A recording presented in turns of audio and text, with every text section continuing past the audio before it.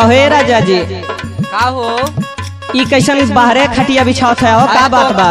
अरे तोके पता ना बा धान उन पीट के आल देह कुल दुखात बा। सुना ऐसे अलगे खटिया बिछाए के कबले सुधबा सुना सुनावा। हो धीरे धीरे बीती गल बरखा के दिनवा आई गल जाड़ा महीनावा।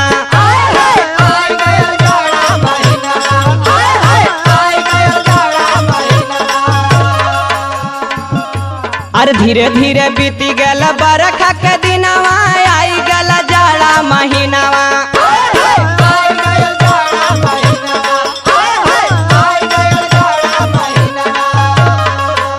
किया रे सजनवा हमरे क्या बात है?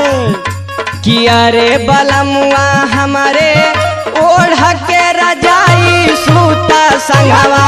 अरे बलमुआ हमरे ओढ़ के रजाई सूता संगवा। सजनवा हमरे ओढ़ के रजाई सूता संगवा। सजनवा हमरे 3-4 महीना इधर उधर कमाए के चक्कर में पड़ल रहला, लेकिन कम से कम जाड़ा के दिन तक ख्याल करा। अरे तो होई ने कुल हो बरखा या गर्मी कैला राजा जी कमाई। बरखा या गर्मी कैला राजा जी कमाई। बरखा या गर्मी कैला राजा जी कमाई। हो जाड़ा में बोला के जाई गरमाई।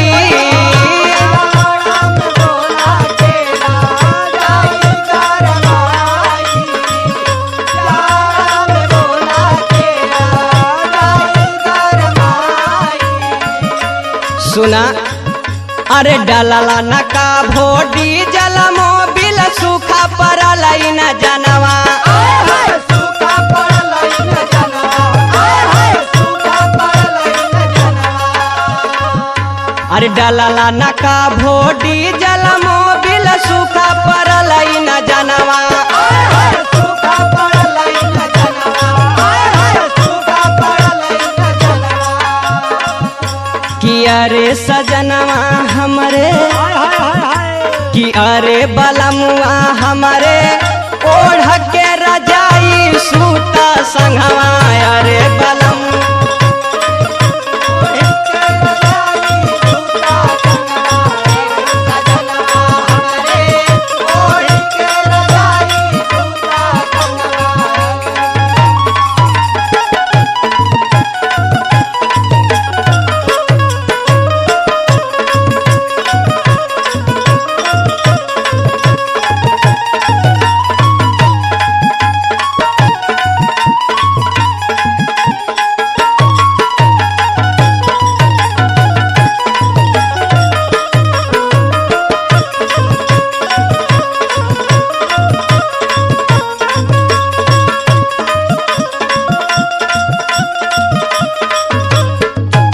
सुना सुनावा।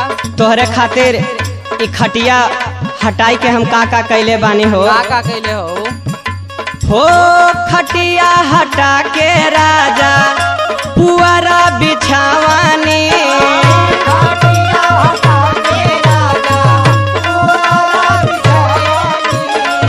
खटिया हटा के राजा पुअरा बिछावानी। गद्दा बिछा के राजा तकिया लगावानी।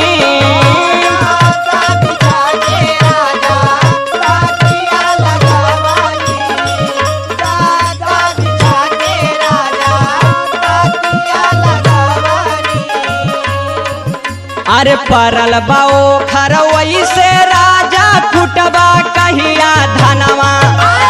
कुटबा कहिया धनवा। कुटबा कहिया धनवा।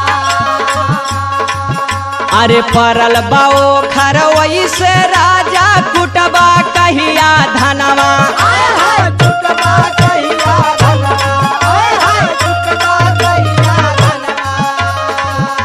कि अरे सजनवा हमरे कि अरे करे जाऊ हमरे ओढ़ के रजाई सूता संगवा रे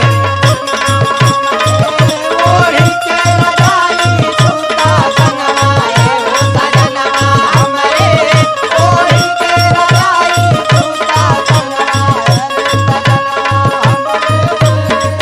सुना सुनावा सबकर सैया ई ठंडी में अपने मेहरारू के साथे रहना तू ऐसे अरे सब कटाए पिटाए जाए दाने सुना मुन्ना मतलबी पिया बुझेला न बात हो मतलबी पिया बुझेला न बात हो